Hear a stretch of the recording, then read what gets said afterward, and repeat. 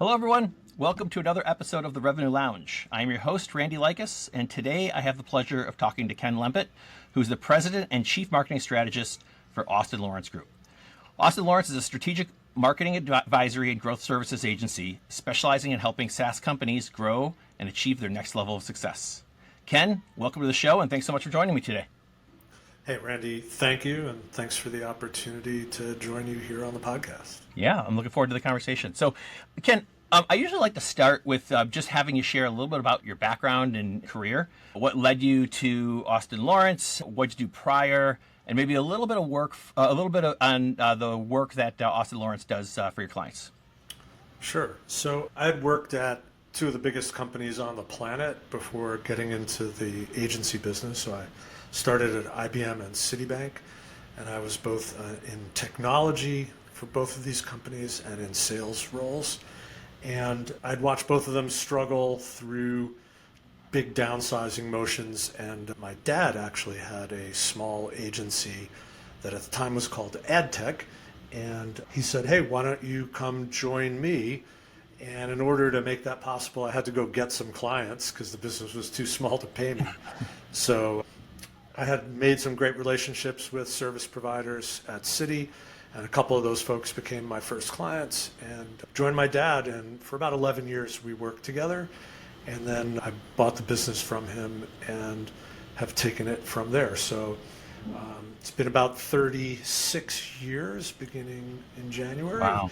that I've been working primarily with technology companies, helping them shape their business strategy, go-to-market strategy, and drive to an outcome, whether that's an exit or to become an acquirer themselves. That's great. And I didn't realize that you worked with your dad before, so that's a really interesting story. So I was doing some prep and some research for our conversation, and I noticed on your LinkedIn that you have something that you say that you work under a ring the bell mentality when it comes to B2B marketing. Tell me more about what you mean by that. There are probably not too many surviving marketers that aren't revenue focused, but I think that we labor under a reputation that sometimes marketing is done for marketing's reasons as opposed to go-to-market alignment, go-to-market support. So I wanted to make clear to people that don't know who I am that we're going to start with how do we get to revenue as an organization, and what is marketing's role in greasing the skids there, because ultimately I think effective go-to-market means that sales, marketing, and success are kind of playing from the same playbook, reaching for the same goals, and we're doing it together, not apart. So we also used to have a really nice ship's bell when we had offices in downtown Stamford, so we would in fact ring the bell. So. Yeah. I've worked in environments as well. We close a deal, we ring the bell. Lot of fun. So Ken, you and I actually met a couple of months back at a dinner that you all hosted in Chicago with, I think we had about 20, 25 go-to-market leaders at the dinner. And before we kind of sat down and had the dinner, you and I had a really great one-on-one conversation. And we were talking about how, companies are successable and they kind of get to a certain point, right, of success, whether that be a revenue target or, but things start to plateau a little bit, right? And so a lot of times they get at a point where maybe it's a new funding round, maybe, like I said, the growth is plateaued and they need to get to that next level. There's been maybe a leadership change at the C level. And many of the time these companies, need to do something different to get to that next level, right? It's the classic, what got us here isn't necessarily going to get us there. So tell me more a little bit about that, and specifically the work that Austin Lawrence does to help companies get to that next level. Yeah, I mean, I think you sort of painted the picture generally. So funding usually comes with new expectations, right? So if let's say we're running at 8 or 10 million in ARR and we take a $20 million funding round, the people behind that investment have some expectations that have been set by the leadership team, right? They've told investors, hey, with this kind of money, we can build our software in these ways, we can expand our addressable market. So they've set expectations with their investors that things are going to look different when you get to measurement. So that's all well and good, and it feels great to cash the check. And then the next morning, you take a look around you, and the team of people may not be big enough to get that work done, to process that level of work. You may not have all the right people in the right seats, and you may not have the assets in place, the campaign assets, the campaignable assets, the insight into your larger addressable market to go after more opportunities. So you have these multiple vectors that you have to step into and say, do I have what I need? So with people, you can hire and you can outsource. And sometimes you have to change people. It's interesting, the stress of greater expectations often reveals either a lack of skill or bad behavior.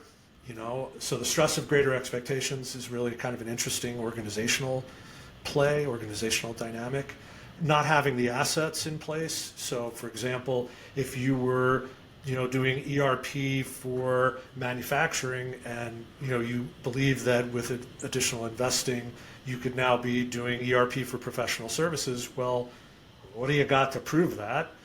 How are you going to support that go-to-market motion? So you're going to have to create things, you're going to have to build your organization, and you're probably going to have to create some insight so that you can be more compelling and contextual to the people you'd like to sell to.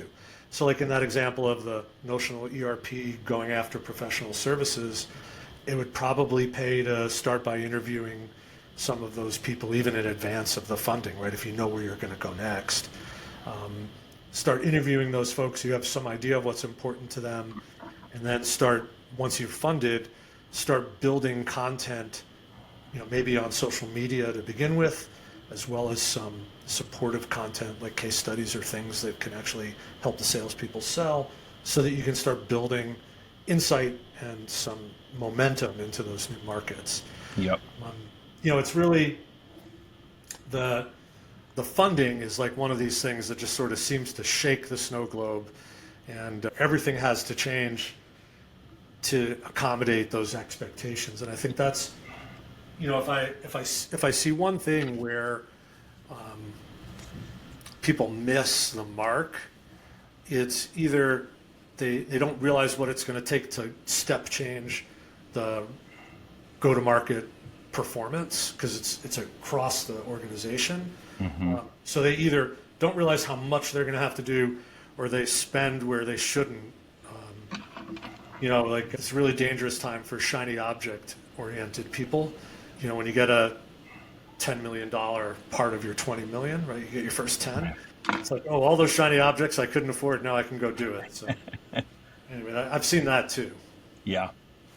So related to that, and I guess in just sort of expand on that. So, most leaders, especially at the C level, when they are brought into an organization, maybe it's after a new funding round or something else, they're brought in not to do the same thing, right? They're brought in to either fix something or to get people to that next level. And I know in the nature of the work that you all do with leadership, and I guess more specifically like CMOs or heads of growth, I'm curious, what are the consistent themes or the problems that you're seeing around this? Maybe ask a different way would be like, we're living in a much different world than we were 18, 24 months ago, right? And certainly in the ZERP area, it's much different now than it was back then. And so I'm curious, if you were to think about, as you look across the different companies that you work with, are there consistent themes in today's environment that you're seeing, and how is that different than maybe it was just a couple of years ago? Sure. So I think the new CRO, new CMO, this is a really interesting phenomenon. We actually published a 100-day guide with the help of some CMOs a couple of years back, which I think I'd love to update, because I think your question is really good. There's definitely a changed environment. So, you're new on the scene. You need to get some credibility in a hurry. And obviously, there's like a little bit of a honeymoon. Let's call it 30 to 60 days of honeymoon. So how do you manage that transition?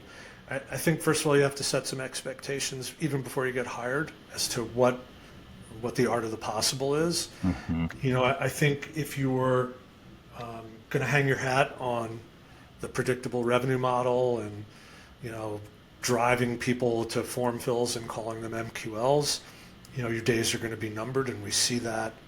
The data are poor on longevity of marketing leaders, and I think probably the data is worse where the people have not tried to bring their management teams into a kind of a contemporary view of go-to-market, and this is more and more true the more expensive the solution. So if we're talking about enterprise go-to-market, I mean, the idea of an MQL or lead generation to me is, I think that idea is discredited. I think that's a nice way of saying it. And in fact, I've written on that recently where I think, enterprise lead gen KPIs are just BS. They don't mean anything. So I think you have to go in with a mandate to do things differently and go to market on the enterprise.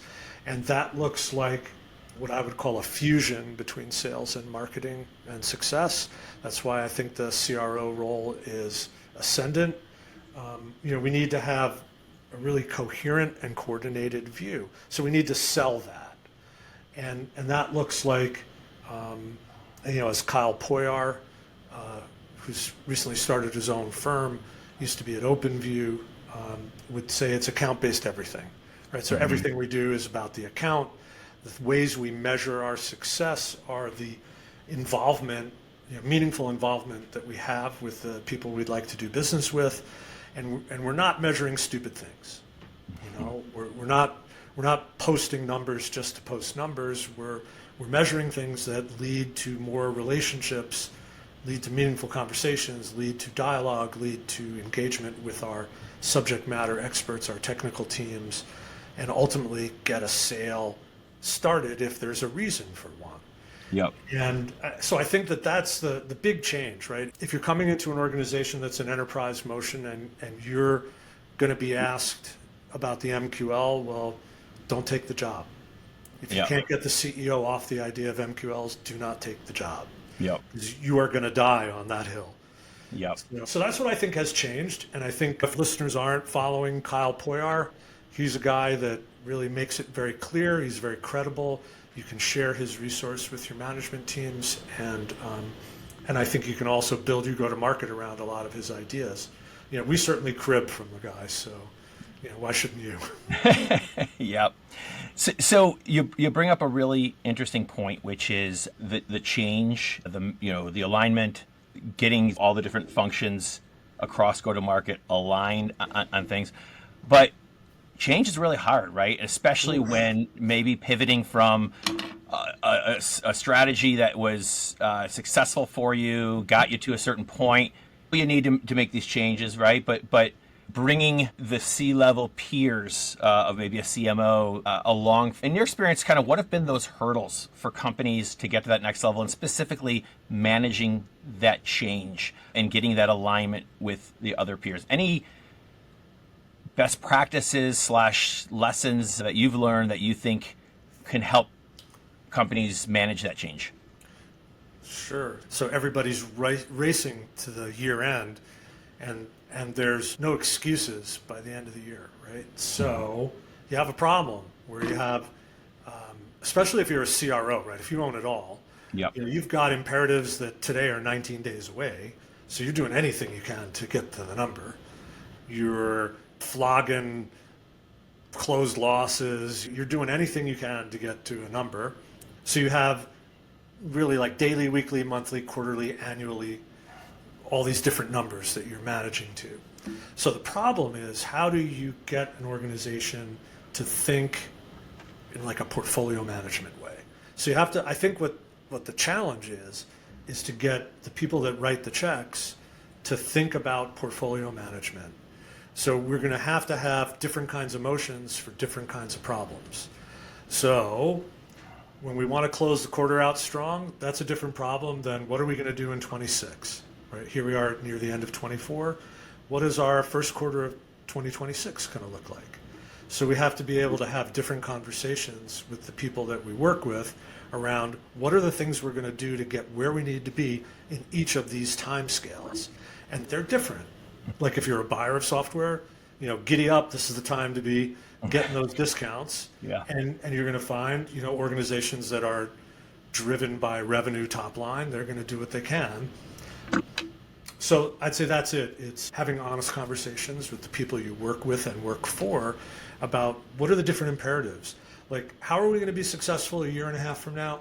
It's going to probably be investing in our brand. How are we going to be successful in 19 days? Well, it's, pound the phones, Yep. pound the phones, hit all of the things that are possible, the closed loss, the no decisions. It's a very sales-led motion to try and find what revenue is out there. So I'd say different motions for different imperatives, and have the confidence. You have to have confidence in the people that you work with and work for, that if you explain that things are different in each of these time scales, and that what we're going to have to do and measure is going to be different, that they'll believe you and they'll be able to grasp it. And it's a challenge. We have a client that's got an enterprise product and they're still pounding the MQLs, and it's because the investor, the guy writing the check, it's what he knows. Yeah. So, education, ultimately, force your colleagues and superiors to get contemporary insight. That's probably the best thing you can do. I think there's 4 people I follow that I think really changed my thinking. Gary Vaynerchuk, Gary V. Brian Burns does some great stuff on LinkedIn. Kyle Poyar and Rand Fishkin. And Rand Fishkin, people may not know the name. He's sort of the godfather of SEO. He's done great research that I think kills dead the idea that we're ever going to do SEO again. And yet, we hear those requirements coming in. And, CEOs who've been successful, think about it, 15 years ago, you had a great startup and you got 80% of your revenue inbound. You followed the HubSpot inbound methodology and you got 80% of your revenue that way. And, why can't I just put up, 20 blogs a month and generate all the MQLs I need?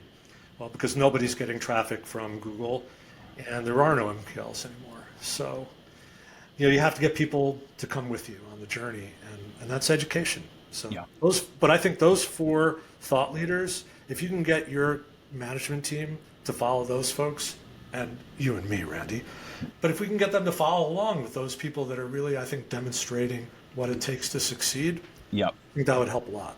Yeah. We spoke about it just a few minutes ago, and we also talked about it when I was on your podcast, SaaS Backwards, about this change, not brand new change, but we're seeing more and more CROs that are being put into companies where they are responsible for end-to-end revenue, right? And so a person who is a true CRO is responsible for marketing, sales, success, like everything that sort of touches revenue. And there's I guess that begs the question of, like, when you have a CRO who's doing all of that and maybe not just a glorified sales professional, right? What does that mean to the CMO? How does a CMO fit in sort of an organization where a CRO is now responsible for overseeing all of that? I'd like to ask a question back to you. In a world where the CRO is now orchestrating the revenue process across these different functions, what does this mean to the CMO? Are you seeing this as something that comes up in your conversations with CMOs? Yeah, it does. And it's already playing out in our client base. So I think this is an opportunity and a threat to the CMO title.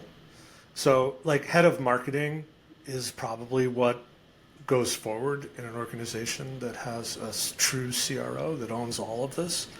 And these are decent sized organizations, right? I mean, to need a CRO, you probably need to be a $15 to $30 million company, because otherwise you can't benefit from the things they're going to want to do. You can't afford them, you can't do them, and you can't entertain that level of executive. But let's assume you're there.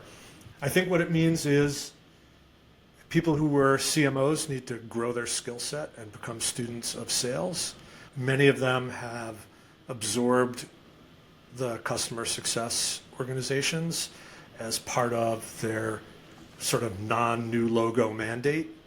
So I think there's an opportunity for marketing leaders to learn the ropes of sales, either, carry a bag for a while, like take a career detour, carry a bag, carry commission, carry quota, and really understand what it takes to be a salesperson and a sales manager, and then qualify to be a CRO at a larger organization, or be prepared that the head of marketing role is going to have a maybe less scope but more impact, maybe more survivability. If you have a thoughtful CRO, and I certainly know some, they understand how important marketing is. If we think about the earlier part of the conversation, like where does marketing play in the portfolio, right? The immediate requirements, the next quarter, the next year, the next 2 years. They're going to be supporting you because they know how hard it is for their salespeople to crack new accounts if they don't have any brand awareness, right? So they'll know that and support you in a way that you may not have been able to get support on your own, when you were sort of standing there naked in front of the CEO. But if the CRO says to his or her leadership team, hey, if we don't invest in the brand, all these promises you made a year out are going to be much harder to get to. So please, let's invest in the brand as we've discussed. Yeah. I think those conversations are healthier. So I think the impact on the CMO is maybe the job title goes away. The function might last longer, like running marketing might be a more long-lived experience for people, and that might be good. And then there's the opportunity, also good, to grow to be a CRO, to grow your skill set across all three disciplines. And I think that's the path to and ultimately running these companies. Yeah. I think the CRO job, even more than head of sales, might be much more of a qualification to get tapped to be the CEO of the next thing. Yeah. So, and I've seen that path happen too. So I think there's a lot, on the face of it, it looks bad for you if you're a CMO. You've lost this opportunity to be, the head honcho of marketing. But I think just being a little thoughtful and strategic about your career management, it could be a great thing. Yeah. So there's a lot of CROs who have led different functions in their career, and so they've got cross-functional experience, and that makes them maybe qualified to look across. I also think there are CROs who maybe grew up in marketing or grew up in sales, and they understand that I don't necessarily have the expertise or skill set, but you know what? My partner in crime is the CMO. And so that role is just as important. And maybe they don't report directly into me. Maybe they still report to the CEO, but we work like this together, right? And so I think it's evolving, but I think each company is a little bit different. And to your earlier point, I think, we're seeing people in the CRO role who've come from marketing, who've come from sales, some who've even come from success. And I think what we're about to see, I think the next wave of a CRO is someone who's also been like a senior vice president of revenue operations, who already is working with cross-functionally, working with the different groups to orchestrate revenue and using data to help inform over the overall strategy. So it's an interesting trend that's nice to watch. Yeah, I think the analytics people are sort of your stealth leaders. And, you can really make those people heroes if you're in a leadership position. And you can, I think, also pave your own way with data. I know that's something near and dear to the people at Nectar. It's reason to be for Nectar is to have great data at your fingertips. And I can tell you that we just had a meeting with one of our clients this week. We're struggling with two different forms that people can fill out to engage with this client. One is called the long form, the other now has been named the abbreviated form. And for whatever reason, there was vested interest in the long form. And people didn't want to move off the long form to the abbreviated form, which us in marketing, we were like, hey, it's like, let's reduce the barrier to engagement. And when it turned out that literally hundreds of thousands of dollars were being lost to people that don't complete the long form, hundreds of thousands of dollars in cost to generate, not revenue loss, hundreds of thousands of dollars of marketing effort thrown away. All of a sudden, the abbreviated form became the hero. So maybe this should be a little shout out also to the people in data management, the analytics people. They can really be your secret weapon in a world where the marginal wins can make the difference in that quarter end, right? Yeah, for sure. We talked a little bit about the investment in brand, right? And I know when you and I were at dinner, we talked a little bit about creating how companies solve their brand story. And I'm a big fan of Andy Raskin, who talks a lot and consults a lot with companies around developing a strategic narrative. And I think that in many ways that's similar to like the brand story. So I want to ask you, why is brand story important for growth? And how does that manifest in what they do across different go-to-market initiatives? So this is going to sound a little sacrilegious, but let's go back to our notional enterprise ERP piece of software that is trying to grow its market. What's the difference between two ERPs? What's the difference between Acumatica and NetSuite? Probably not much, Yep. I mean, they do accounting, they do POs, they do management of MRO expense. They do these things, right? They're software that does a purpose, and if you had 200 functions and capabilities, they each do 180 something of them, and it's very hard to differentiate between these products. Yep. Or if you look at like one of our former clients, Vodafone, global telecoms company, what's the difference between them and British Telecom and France Telecom and AT&T and Verizon? Not much at all. I mean, yeah, they're different, but the capabilities are the same, the footprints overlap 90-something%. So how do we differentiate our companies ultimately? Well, it's got to be something.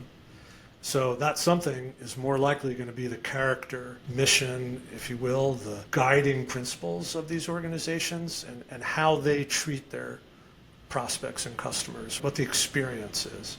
And that boils down to these very soft things that surround the brand. So if we go back to that notional ERP, was Acumatica founded because they didn't like the way other entrants in the market priced? Because, for example, they differentiate on not having per user pricing. Do they believe in some kind of more fair way of treating customers than the folks at NetSuite? I don't know.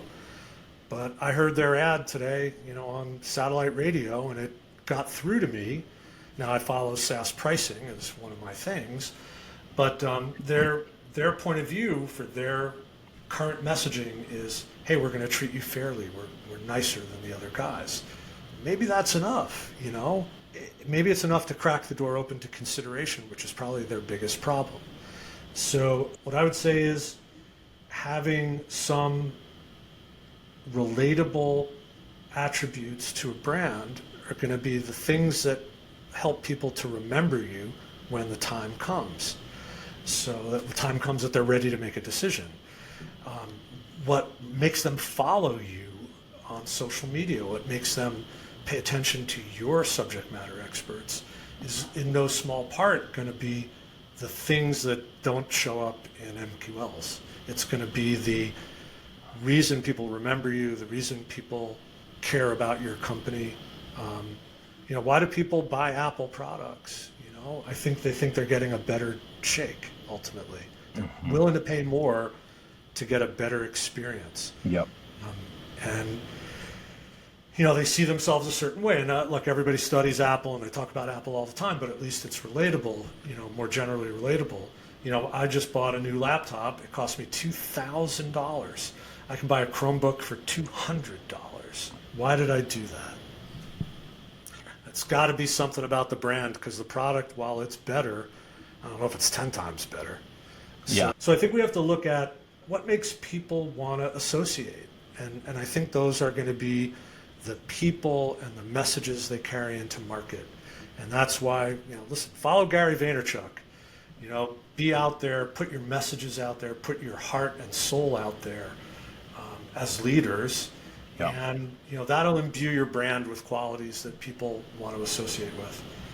So I think that's the essence of it. The pricing power comes from thought leadership, comes from relatability. So I just think that those are why does Apple command a 10-time premium over a Chromebook? I think it's all about brand. Yeah. One of my favorite examples is Starbucks. And I think early on, Starbucks was talking about the third place, right? So the Starbucks experience is being the third place between work and home, where you can connect with others, you can get into different. They serve good coffee, no doubt about it, but their coffee is expensive, right? And so they are a great example of a company who's built their brand on a really good story, a really good narrative, and I think ultimately it's appealing to the emotional connection that people have with the brand. Yeah, I mean, they also have an advantage is they live in the physical world, right? So you can have this tangible experience of the brand. Software companies labor to create some sense of meaningfulness about the brand. It's really very hard. So I think that Starbucks is an interesting case study also recently in that it's sort of lost its way. Right. One of the things about Starbucks was that the service was awesome. You would move quickly to that experience of sitting among, strangers or people you might recognize, or meeting someone for an interview or to do your startup, startup over coffee at Starbucks. And now when you go there, there's a long line. It can take you 25 minutes to get to your coffee, and it's sort of frustrating. So what got them to where they are today is not working anymore. And this million variations in drink preparation is a real problem for what's essentially a fast food company.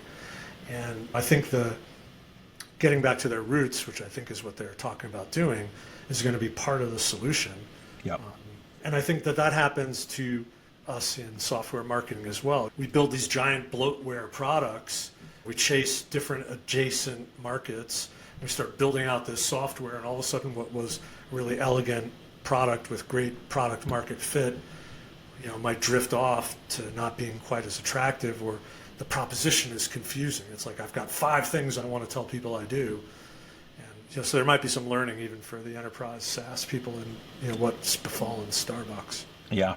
One of my favorite, I guess I would call it a recent example, though it's probably a year old now, is Catalyst Software. Customer success software that's since been acquired by Tatango, but they really led this concept and belief around not customer success software. We're in an era now of customer-led growth, and they really promoted this idea, and all of their executive team was, they were authentic, and they had purpose when they would go out to social media and talk about customer-led growth and what that means. And they developed a really, really big following simply by just talking about this narrative change around, we're not just a customer success software company, we are your catalyst, there's the no pun intended, the catalyst for customer-led growth, which is a great, I think, recent example. Yeah, well, look, nothing like tying yourself to revenue to make your solution more important. And I think there's a great lesson in that. When you truly have a problem that you can solve and you can demonstrate the impact of solving that problem, a lot of other things happen for you. And as an executive, I have to believe that anybody in success who got exposed to that message felt some gravity because they're toward it, because they've been frustrated and not appreciated for the role of customer success in achieving negative churn. The idea that accounts can actually grow in place was pretty revolutionary just as recently as 3 or 4 years ago. Yeah. We have a client that's about to revolutionize a really backwater part of software in maintenance management, and it's really a very mature market in a slow-moving space, and they're about to turn it upside down. And I think it's all about pinning the revenue problem, pinning the cost problem, and having a great solution for it for people that may not have had the ability to demonstrate that kind of importance of their function. So, I've been following Tatango for a really long time. Those guys have done some great thought leadership and themselves, creating a business, but I think probably very smart to, become an acquirer of things like Catalyst. Yeah. So there's one topic that we could probably spend just in a complete episode on, but I want to be cognizant of time, and I also want to be able to transition to what we call our lightning round, which is a little bit more fun and personal. But you mentioned it earlier, which is this shift away from the MQL as being the focus, and your advice of if you're a CMO and you're talking to a CEO and they talk about MQLs, you probably don't want that job. Like, there's a big problem around MQLs, and it's driven by many different things, right? There's decisions are being made now by larger buying committees. Typically, it's not your senior people who are coming to websites and filling out forms. It's somebody maybe a little bit lower on the totem pole.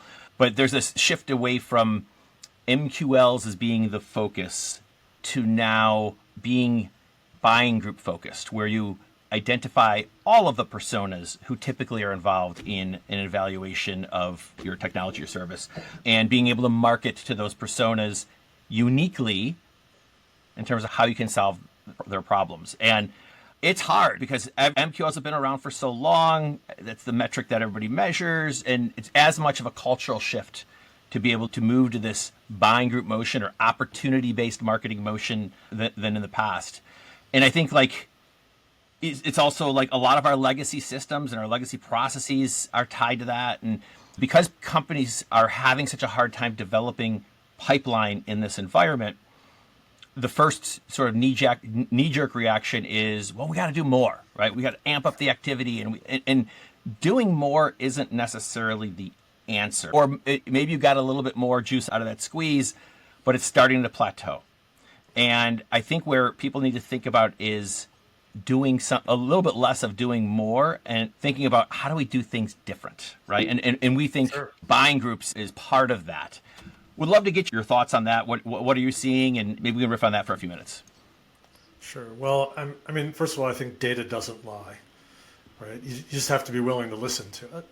So if you look at your return on activity, whether it's, pay-per-click advertising, SEO, email marketing, there's a hill that's people are dying on. So you just look at the numbers, and I think they tell the story. We have a client that has 1,300 people in its TAM, and its serviceable addressable market, pretty much an overlap. And, one of the digital marketers has a goal of, I think it's 800 MQLs a month. How does that work? So he's got this stupid number because none of them convert to opportunity, right? You wouldn't have this gigantic number of MQLs if they needed, if they actually converted, right? You'd need very few. So I think you got to start with a data mentality. You have to be willing to look to what is the story the data tells us. And I think that story is people that adopt a buying group motion, they close more business at a higher value quicker. So those are three important things: faster, better, and higher value. I think that's probably pretty important in terms of an interpretation of data. It's all about education. If we look at the data, Mr. CEO or Ms. CEO, and we look at our ability to generate meaningful MQLs, MQL to SQL conversion rates are following whatever trend they're following. We're doing all the things we used to do and the outcomes are different. Well, then, we need to change our bulb, and then we have to look at what are the best practices out there. And I think this is where organizations like Pavilion really help people.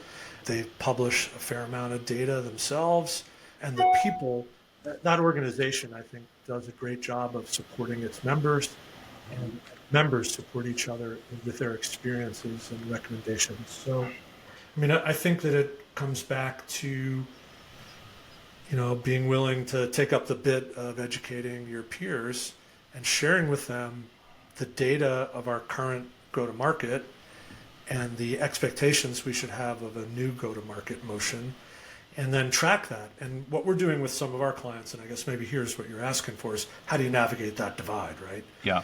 So you have to split the baby and you say, okay, we're going to go do what we used to do over here, and then we're going to have this new motion. And we can call it whatever we want, GTM 2025, and we're going to go do this new thing. And then we're going to compare results 4 and 6 months out, 3, 4, 6 months out. And we're going to say, here's what's happening over here. And here's what's happening with the stuff we used to do unchanged, maybe freshened up as it would have been anyway, new content, new ads, whatever those things are. Yep. But we need to move people to a new motion. If they're not going to let go of the old stuff right away, we need to help them see it play out in their own sandbox. So split your investments. But you're just going to have to accept that, this idea of, buying committee, that must have coming out of serious decisions before Forrester bought them. So if you're not bought into that idea yet, I don't know. If your management team, your colleagues aren't bought into that, maybe it's time to freshen up the resume. You know? You're just going to have to move people along. And maybe the best way to do it is show them in their own world. You know, if you don't believe the data that live everywhere else, let's make our own data and experiment. And maybe that's the biggest thing. Maybe the biggest advice I have here is be willing to sell and live through test and learn. Right? Sell, test, and learn as a way to manage change, and just sort of elevating this conversation a little bit. You know, humans as a species, very adaptable, but we never do a good job of seeing the change happen around us as it's happening. We sort of adapt and we survive. We're obviously, king of the species, but we seem to have a hard time understanding the current situation as it is. And the fact is, our media is changing, our buyers are changing. Yep. Our ability to reach them in a meaningful way is changing. So with all this change happening all around us, it's sort of hard to feel confident that you know what to do. So with that in mind, be willing to test and learn in a structured way that allows you to do your test, get the data that proves out one or two theories of what is going to work for you, and then invest there and invest less in the old world. Just whining about the fact that the MQLs are hard to generate isn't enough. So I think we need to give people other things to hold on to. Yeah, for sure. And I also think in this, manifests in messaging strategy, content strategy, all the things that I think Austin Lawrence helps out with is as you accept the fact that the MQLs are not as effective. It doesn't mean you're going to throw them away. You're just not relying on them as the core metric any longer. And as the buying groups are getting larger and there's multiple perspectives and people coming into it, your content needs to change, right? And you mentioned serious decisions. Kerry Cunningham, who used to be a serious analyst, Forrester analyst, is now at Sixth Sense, and he came out with some really interesting research recently, which supports, I think, a lot of the other things that we're seeing, which is 70% of the buying process is done before ever talking to a salesperson, right? And that means that the SDR, the BDR, that's calling and saying, I saw you attended a webinar, or I saw you downloaded an ebook, or whatever, they might not want to take that call. And so I think what's important is adopting the content that you develop for these different personas as part of a buying group for the person that you are, for the individuals that make up your buying committee, but also how can you support them in that 70% journey when they're not yet ready to talk to you, by providing maybe something of additional value or something that they didn't think about as they're at a certain point in their internal evaluation. So we'd love your thoughts on that as well. Yeah, so really quickly, there's a handful of things that come to mind. First of all, a lot of that decision happens off your own web property, right? That research, that thought process happens outside of your own website. So you need to move your assets where those people congregate, and that's different in every vertical market. You need to look at resources like TrustRadius, G2, Capterra. People are doing research there. As the buyers get younger and younger than me, they're going to be looking at reviews just like they do for restaurants, just like they do for cars, just like they do for resorts. They're going to want to have the opinions of their peers. So we have to participate in those venues, probably two of them at least, so that we get good intelligence from these partners as to what people are considering and when they're considering us, so that we can reach out. Content has to support buyer decision making. So that means like really deep guides on a subject or comparing us to them in an honest way. The us versus them content plays very well, in the United States anyway, not everywhere. But comparative marketing has always been a great thing to do in the United States. And when solutions are hard to differentiate, go back to Acumatica versus NetSuite, what is the real difference? How do we differentiate ourselves? Making it possible for people to educate themselves when that's what they want to do is probably where you're going to have to focus your content development efforts. And so then when we know somebody is comparing solutions on G2 or Capterra or Trust Radius. What does the SDR do? Maybe we know they're looking at, we're Acumatica, we know they're looking for an ERP. Well, we might reach out contextually understanding that and say, hey, saw that you were on, Trust Radius looking at solutions. That's fabulous. What are the 3 most important things to you in a decision? And, is there any way that we can help you learn more about us and the most likely competitors that you're considering? Yeah. And I think being like vulnerability and authenticity are underrated powers, and being willing as an organization to say, hey, if we don't fit you, we'd love to help you make the right decision. Yep. Having a little bit of a longer view, because maybe they go on by NetSuite because they think it's a better fit and they have a terrible experience, and they go to their next job and hey, they're thinking, that Acumatica rep, boy, she was just so spot on, and they don't even have an RFP. Yeah. So like being willing to be authentic and a little bit vulnerable can be a superpower in a competitive market space. And in a world where buyers run at least 70% of the decision without talking to you, that's really important. So I hope that helps. Yeah, no, that's great advice. This has been great. I really like the content that we've been talking about. Again, we could probably spend another half an hour on just sort of riffing on some of these topics. But I want to transition to something I guess a little bit more lighter and what we call our lightning round. So you've mentioned some thought leaders already that you follow and that you like. Where else do you turn for inspiration? Is there a favorite book maybe that you've read in the recent past that you'd recommend to people listening around marketing strategy or otherwise? So I think The Challenger Customer remains a great read. You have to contemporize it a little bit. Book's, I think, 7 or 8 years old at this point. But those insights remain fundamental to the way we think about positioning companies in people's minds. And you got to read Gary Vee's Day Trading Attention. You can't wait the months it takes to do a messaging project. Sometimes, you do the messaging project, but then you're going to have to iterate off of that anyway. So read Gary Vee's Day Trading Attention. Amazing book. And he's a really serious guy. If you only follow him on his garage sale videos, you totally missed in the boat. Yeah. The guy is a deep thinker, and he's just changed my mind. Yeah. Let's talk about as you're working with leaders and marketing strategists and helping them get to that next level and sort of changing their narrative. What are you passionate about with your job? What's the favorite part of your job? Well, I love to mentor people. I guess, the problem with saying that is that you can come across as not having any humility. So the way I usually position mentoring is, hey, I've made every mistake at least once. So let me help you make fewer and get to a good decision sooner. Yeah. I try to stay out of the way of my own hubris, but helping people get to where they want to go it's a gift. And if you get paid to do that, then it's a gift that comes with money inside. So it's awesome. Yeah.